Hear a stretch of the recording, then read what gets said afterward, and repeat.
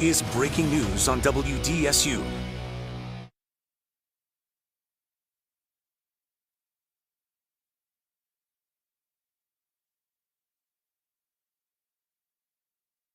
And right now, that law enforcement leaders are walking up to the podium right now, so let's go ahead and listen in.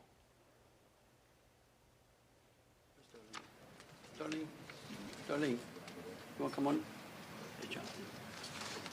Darlene, you want to come on this side?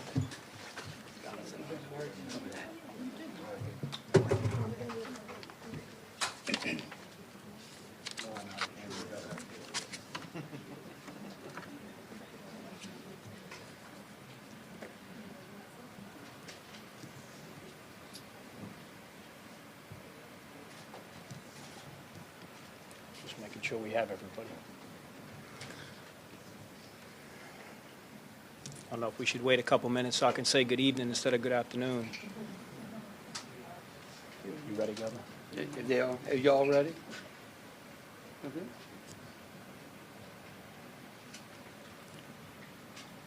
Everybody ready? Good evening. I'm Colonel Robert Hodges, Superintendent of Louisiana State Police. Today we gather to give an update on the 10 fugitives. 3 have been captured thus far, 7 remain at large. Louisiana State Police is the lead agency on this investigation.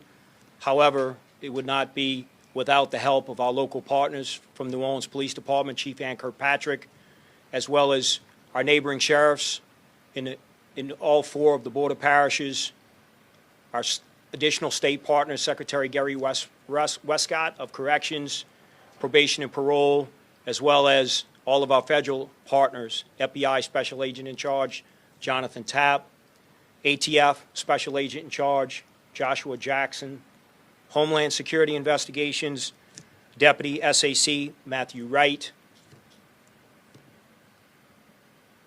also Secret Service Special Agent in Charge, Andy Kearns.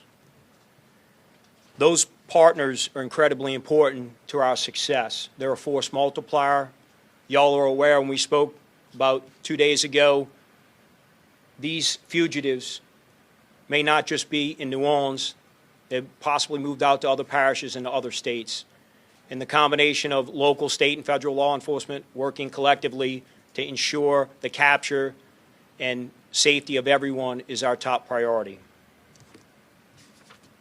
We also have with us from the Department of Justice, the Attorney General's Office, Director of Investigations, Leon Cannizzaro, as well as you can see behind me, Mayor LaToya Cantrell from the City of New Orleans, our Senate President, Cameron Henry, Governor Jeff Landry, and his wife Sharon, as well as our Executive Director and CEO of Crime Stoppers of Greater New Orleans, Darlene Costanza. Can't speak enough about the partnership with Crime Stoppers and the rewards that both ATF, FBI, and Crime Stoppers have brought in numerous tips which have led to strong investigative leads.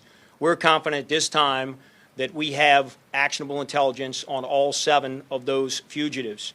And we hope in the coming days, if not the coming hours, that we have them all apprehended. But we need the public's help. And we cannot do it alone. More importantly, if you are helping and assisting these fugitives, allowing them to remain uncaptured and not brought to justice, there will be consequences. And there may be charges for you. So please, we ask you to do the right thing and contact law enforcement. There are several ways you can contact us. They've been on all of our social media platforms. And I would just like to specifically remind everyone of where they are, lsp.org, for any suspicious activity.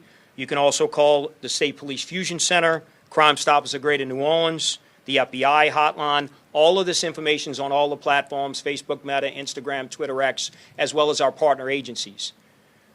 If you feel when you see law enforcement in your area and someone's concerned, don't be alarmed. Obviously, we're trying to bring these fugitives to justice.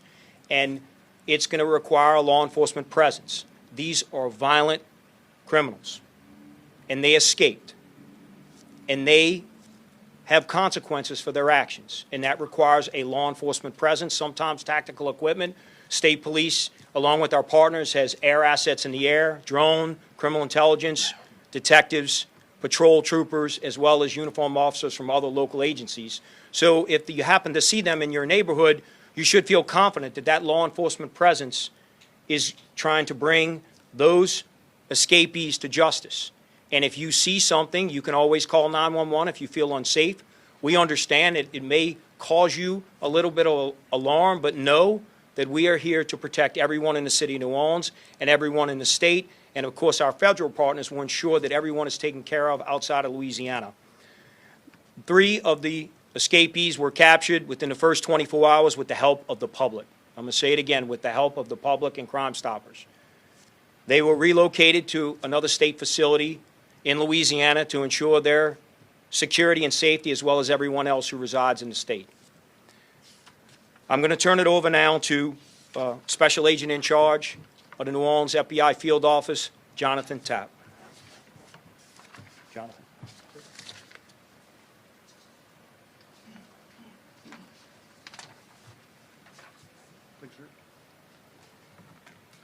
Thank you, Colonel Hodges. Good evening. I'm Jonathan Tapp, Special Agent in Charge of the FBI here in New Orleans. 7 dangerous inmates have been on the streets for more than 2 days, and we strongly believe that there are folks out there helping these inmates evade capture. The FBI wants to know, along with our law enforcement partners, that the FBI will work together to ensure that those people helping these inmates evade recapture will be held accountable. These inmates are accused of serious crimes, and until they are back in custody, we should all remain vigilant. We appreciate all the tips we've received so far, and we want you to know that the FBI and our law enforcement partners have been working 24/7 to follow every lead.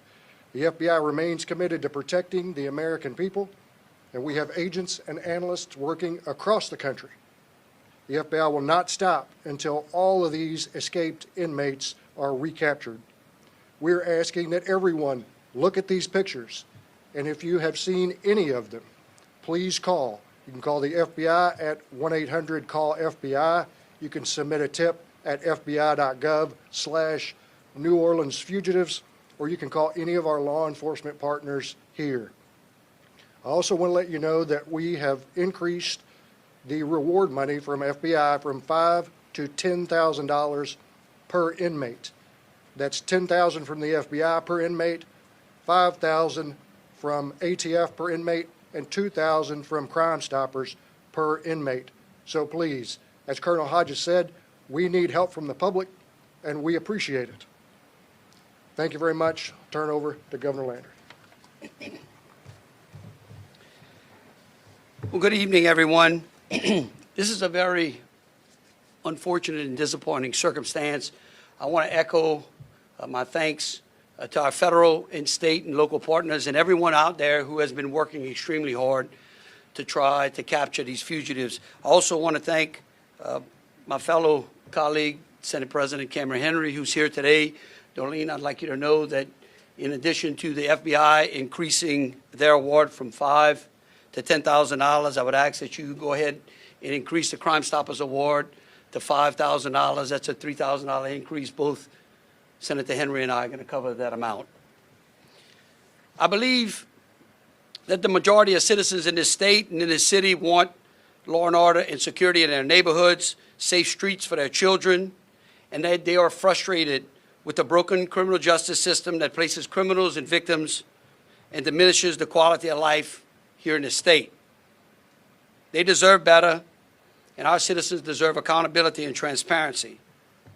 Again, without the help of Troop NOLA, the FBI, the U.S. Marshals, NOPD, ATF, and other law enforcement agents around the state, we would not be able to engage in this manhunt, and 3 of these fugitives would not be in custody. Last year, with an emphasis on public safety and violent crime, the legislature and I pursued accountability and transparency. And while some progress has been made, the current issue, I believe, reflects a persistent systemic problem that unfortunately is not unique to New Orleans. I have consistently said that our criminal justice system is like a 3-legged stool. One leg being law enforcement, one leg being prosecutors, the other leg being our courts. And if one of those legs fails, the entire system collapses. Let's talk about that for a minute. Our law enforcement officers around the state and in the city are doing an unbelievable job. And they are making their arrests. They're doing their part. Since the creation of Troop NOLA last year, the state police currently has over 500 cases in the Orleans criminal court system that is being handled by the Attorney General. Now, once a person is arrested, we all know they are booked in a parish jail. And it brings us to why we are here today, which is a failure in the jail system. This massive jailbreak, which my statistics tell me could be the largest jailbreak in the history of the state, should never have happened. And the public deserves to know who, what, and how this happened. The responsibility for answering those questions will fall to the Attorney General. Her office will lead the investigation into this jailbreak. I've also ordered the Department of Corrections to audit the Orleans Parish Correctional Facility for compliance with basic jail guidelines and to remove all DOC inmates that were currently in the Orleans Parish Correctional Facility. I will be issuing an executive order that instructs the State Inspector General to get an inventory from the sheriff of all pretrial detainees and those awaiting sentences, like Derek Groves, the escapee, who pled guilty to manslaughter in October of last year and was awaiting sentencing. If he would have been sentenced by our court system, he most likely would not have had an opportunity to escape. That's extremely important. Now, once a person is booked, is arrested and booked, the case then goes to the district attorney or the attorney general. That is the second leg of our three-legged stool. Prosecutors who dismiss cases and release violent criminals must be addressed. 5 of these escapees had been charged while in jail. Kendall Miles, Lenton Vanberg were charged with battery on correctional officers. Those charges were refused by the district attorney. Robert Moody, Jermaine Donald, and Lenton Vanberg were all charged with contraband in jail. Their charges were refused by the district attorney. Prosecutors who are unprepared and delay cases for years must be addressed in this court system. 9 of the 10 escapees have been in the pretrial stages in OPCC for years now. Resolving these cases requires cooperation between the district attorney and judges, as only the judge has the ability to continue these cases. I'm asking the DA to explain to us and to the public why these cases are not progressing. The third leg of our stool is our courts. Last year, I requested the Louisiana Supreme Court to do an in-depth review of the Orleans criminal court system. They issued a finding, and I've been working inside the criminal court system to reprimand and to remove judges who are not properly administering their cases. We also established a more robust judicial commission by a constitutional amendment last year that was passed by the voters. That commission has recently been seated. I will be issuing an executive order asking the new Judiciary Commission to establish triggers for investigations by them, particularly in judicial districts with high crime rates, such as Orleans, East Baton Rouge, Rapides, Caddo. This executive order will mandate the commission to specify specific review triggers, including reviewing the number of judge trials and acquittal rates in criminal courts. There should be an automatic review of any judge that has a disproportionate number of acquittals, as we have seen here in Orleans Parish. Judges with cases of clear evidence of guilt, but resulting in acquittals, should be scrutinized. Investigating cases that take too long to go to trial. As I mentioned, 9 of these 10 escapees were sitting in jail waiting to go to trial. Had they gone to trial, had they been convicted, had they been sentenced, they will most likely not be in Orleans Parish Jail, but in our custody in one of the state penitentiaries. Addressing judges' failures to revoke probation for violations. Last year, our Secretary of Corrections highlighted the lenient enforcement of probation terms for violent offenders and the need for appropriate sentences. I passed that letter out to the press. It was in December of last year to both the district attorney and to the judges. I urge both the Orleans Parish District Attorney and the Criminal District Court to reevaluate the sentencing and take probation violations seriously. Probation should not be used to keep violent criminals from going to jail. I repeat, probation is not for violent criminals. The docket is also a key. My understanding is that the Orleans Parish Jail is beyond capacity because, again, the cases are not moving, such as 9 of the 10 escapees. Now, there is no excuse for the escape of these violent offenders. There is also no excuse for the way these cases are currently being mismanaged in our criminal justice system. Whether it's an escapee or a release, the public deserves to know why. And not just in Orleans Parish, but around the rest of the state as well. That brings us to a data issue. I'm also requesting that the Metropolitan Crime Commission work in the most violent crime cities in the state to establish a data modeling system similar to what they're doing here in Orleans. This will include regular reporting of crime data from the point of arrest to the point of conviction. I'm hoping that not only summer, but some sunlight has arrived in Louisiana. In closing, I continue to believe that our citizens want law and order.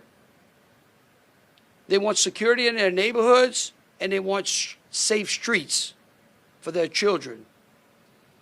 The frustration grows with a broken criminal justice system. Our taxpayers and our citizens deserve transparency and accountability.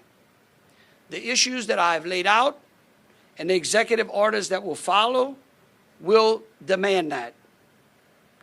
This city has been misled by those who pour out-of-state money funding the promise of justice reform.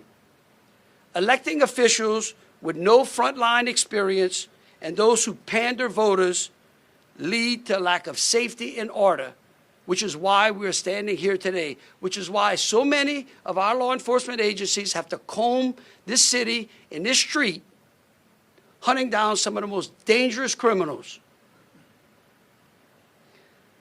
The irony of the progressive promises that have been made to this city is clear.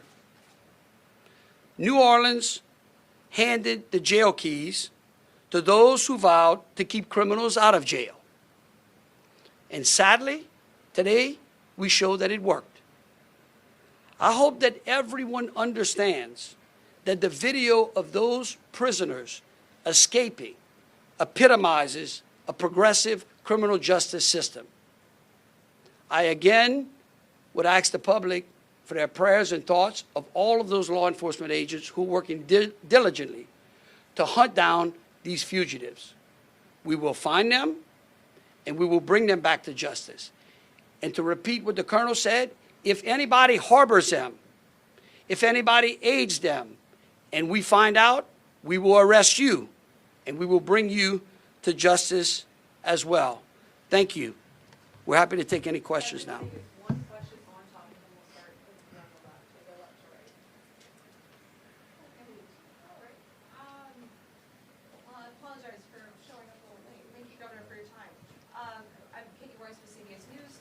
question that I would have is, you said that you're going to be requesting an audit of the sheriff's office.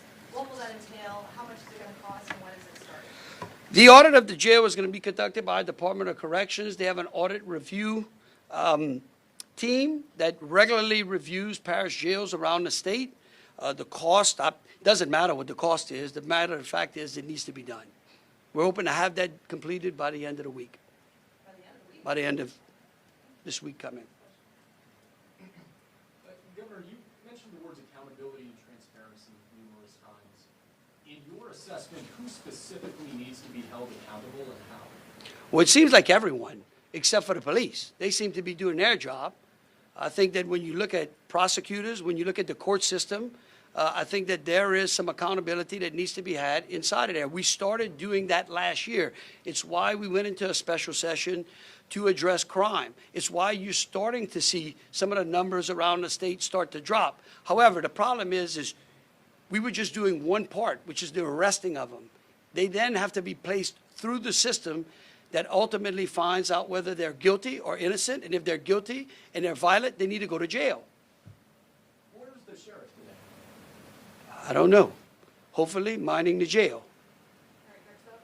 On Friday, we were told that y'all had 7 strong leads for each of the inmates that were out on the run.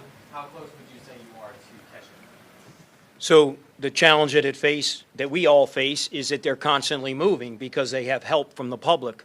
Unfortunately, they have friends and family members who are helping them and concealing them and helping them move, which makes law enforcement's job more challenging.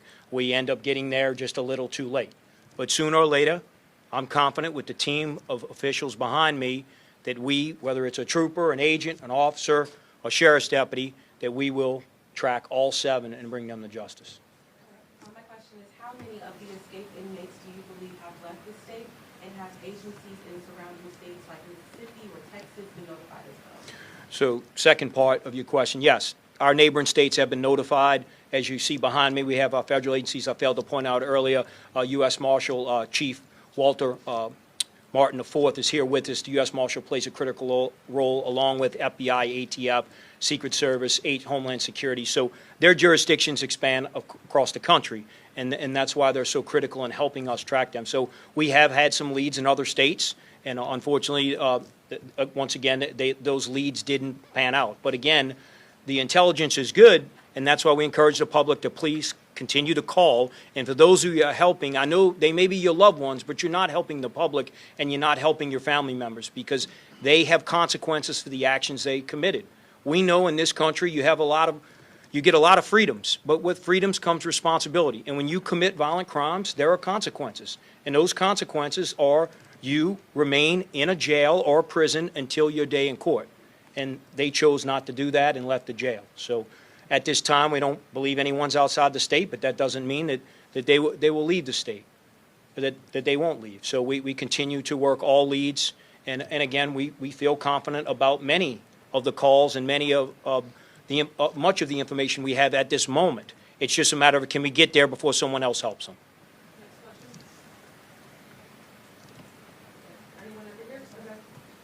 Hey, so federal monitors warned last year that security checks within the jail were only taking place about less than 15% of the time.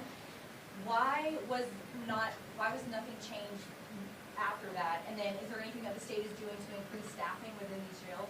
Look, I think it's a great question for you to ask the sheriff. She was a monitor at one particular time. I've been a huge critic of these consent decrees to begin with. I think we've got a very fair-minded judge over the consent decree of the jail. I'm hoping that he will help us sort this out. And again, those are questions that you should ask him. I think I also just want to say again to the public is that if you see something, you need to say something. This helps us. As Colonel Hodges said, and our federal partners know, the more information we can collect from the public, the quicker we can apprehend the rest of these criminals. Mayor Cantrell, this is the first time we've seen you publicly since this happened. What would you like to say to the citizens of New Orleans? So first off, this isn't the first time that you've seen me, or the public, I would say, has seen me since this incident occurred. As I've told the public before, and I will continue to do that today, be as cooperative as possible. If you see something, absolutely say something. The Crime Stoppers and the partnership and the coordinated response here remain vigilant and are pursuing this manhunt, again, with real determination. And I know for a fact that we will bring justice, no doubt about that. This has been, I would say, a different issue, but the response has been the same from my standpoint. Unified command, we lean forward, we don't give up, we stay focused, and we get results done for the city of New Orleans as well as the state of Louisiana. So that's what I say today. That's what I will continue to say as it relates to the work that's being done, again, by the hardworking men and women of all law enforcement agencies that have been boots on the ground. The city of New Orleans will also continue to ensure that funding for the jail has been a priority. Since taking office, 7 years, actually last week, my administration has put forth over $577 million for the Orleans Parish Sheriff's Office. $460 million of that have been on operating expenses alone, with an increase of $36 million relative to capacity building in which we have been funding. In addition to that, it's been capital improvements that rest around $116 million, where $104 million has been allocated to build Phase 3, as was mandated by the federal judge that we do that. So we have been doing our part, my administration, and we will continue to do that on behalf of the residents and visitors that we serve every day. But I am absolutely happy to even say, in spite of this manhunt, the city of New Orleans has been hosting thousands of visitors in our great city, having the time of their life, participating in graduations, again, showing love to our graduates and families throughout this city, and even cultural events that are going on right now. But as they do, our focus remains the same. Manhunt, we will get it done. Thank you very much. Governor, Jackson Fager, if one of the escapees is watching this right now on TV, what is your message to them? Turn yourself in. Turn yourself in. So, the sheriff previously said that she suspected there was the possibility that it was an inside job. Is there an update on the standing of that investigation or any disciplinary action that was brought against any employees? Look, I know Leon Canizero is here representing the Attorney General's office. I know that, I'm pretty sure, unless he would say something different, this matter is under investigation and they won't be commenting at this time.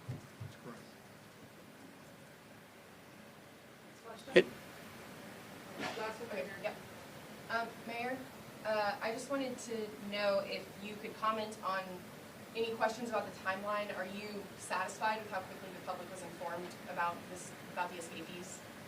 Well, I'm satisfied by the response of my executive officers, as well as the men and women that represent the New Orleans Police Department. Boots on the ground did not waver and haven't wavered since then. Thank you. I think it's important that we don't look, certainly the Attorney General is going to get us some answers looking backwards. Right now, we're looking forward, which making sure that we apprehend the last 7 of these 10 fugitives. Thank you. One last question. Jambalaya News here. Has anyone, Governor Landry, or are you going to be issuing an executive order to see what really happened at the jail? How did it start? Where did the breakdowns come from? Again, that responsibility is going to fall to the Attorney General, and we're going to let them conduct their investigation upon her timeline. All right. Thank you all so very much. Thank you. All right, everyone, you have been listening live right there to an update from some top leaders in our state. Governor Jeff Landry, as you see walking across the screen, Louisiana State Police and the FBI all updating us tonight on the search for the remaining 7 inmates still at large after breaking out of the Orleans Parish Jail on Friday. We are joined tonight by our security expert, Mike Kahn, who has been listening alongside that press conference for the last 24 minutes now to help us just kind of summarize the main takeaways. Mike, thank you for being here. Thank you. Yeah, so no massive update in terms of any captures. It still remains the same right now, 3 in custody, 7 still on the run. Still, I do think that there are some big takeaways that we are taking away tonight. For me, it is the fact that they mentioned that these inmates are possibly in other parishes or possibly in other states. They say that they are confident they have actionable intelligence on all 7 of those who remain at large right now, and we know that the reward is also increasing. Those are kind of just some nuts and bolts takeaways that I think stood out. Anything else stand out to you from that press conference in terms of just the search and nuts and bolts? No, I think the reward is going to be a big issue. I think that bringing it up now to $20,000 is considerable, and that'll help out a lot with this. I did think that it was a little bit odd that the sheriff wasn't at the press conference, but there are a lot of things taking place right now. It is definitely worth noting and pointing out that, yes, we did not see the Orleans Parish Sheriff Susan Hudson there in attendance. Again, the governor was there, and he kind of went through a lengthy list of things that he thinks need to change, and he is putting action to change it, including moving cases along. He said that that was one of his priorities. I know that that was actually the center of an investigation that our investigative anchor Travers Mackle did when he investigated cases and judges. So we know that the governor is pushing a lengthy list of executive orders, and also, he said, ordering an audit as well of the jail. Right, and put a timeline on that audit, which is very impressive. 7 days to have that audit completed is really moving on things, and it'll be great to find out what those results are. I also feel like, and tell me if you got this same sense too, it really seemed like they were pushing the importance of tips coming in, that if anyone sees something to let them know, while at the same time also really hammering down that if anyone is helping one of these fugitives, you will be caught as well. No, you absolutely will go to jail if the investigation turns to you're harboring one of these fugitives, or you've helped the fugitives get away in any way, or you have information about them that you didn't come forward with. So that's one of the very important things with this. And again, the whole reliance is the tip money and everyone calling in with what they know or what they see. And it's just a matter of the police catching them at a certain point. It'll happen sooner or later. And I think a strong message there in closing from the governor, I jotted it down here on my computer. He says, we will find them. Do you think that was the message echoing throughout this press conference as well? Absolutely. I think with all the federal partners, state, local, that you will absolutely see them all caught. It's just a matter of when. I know as well that we have our reporter Jasmine Franklin, who was there in the press conference. We're going to have a full recap with her tonight at 10. Mike, thank you so much for being here and joining us. Thank you. That is the very latest from this press conference, updating us on the search for the still remaining 7 at-large inmates. Okay, actually, live TV here. Things are fluid. We do understand that we have time right now to check in with our reporter, Jasmine Franklin. She was live there at that press conference. I heard the question that she asked. She asked about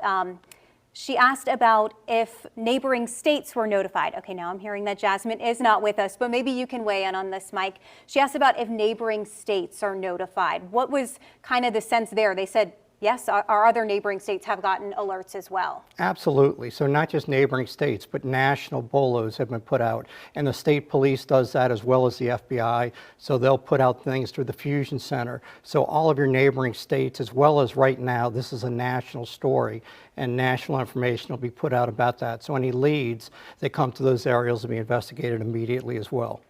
Something that the governor noted as well, he said that the AG will be responsible for kind of looking backward, for looking at how did we get into this situation? How did all of this happen? How did all of this unfold? But for them right now, their main focus is moving forward, getting these inmates back in custody. Correct. And the AG's office has a very robust investigations team that does a fantastic job. So I'll think that you'll see a report coming out from them as well. But everyone's efforts right now are focused on finding the remaining 7 and bringing them in. And we do have one moment now to check in with our reporter, Jasmine Franklin, who has been live in that press briefing room. Jasmine, Mike and I have just kind of walked through some of the main takeaways that stood out to us. What are the ones that stand out to you? I know, Jasmine, as well, that you asked about neighboring states and their notifications if they have been put on alert to search for these inmates as well. Right, Elizabeth, I think there's a lot that stands out from this press conference today. We did ask about neighboring states, thinking that maybe those inmates have escaped to neighboring states. Now, we were notified that state police believe all 7 remaining escapees are within the state of Louisiana. They kept emphasizing that if family and friends are assisting these escapees, that they will be, prosecuted as well. We're going to continue bringing you updates, but for now, reporting live, Jasmine Franklin, WDSU News. Yes, we will. Jasmine, thank you. Mike, thank you for joining us and being here tonight. And of course, WDSU News is staying on top of this. We will have the very latest updates for you as well on WDSU.com.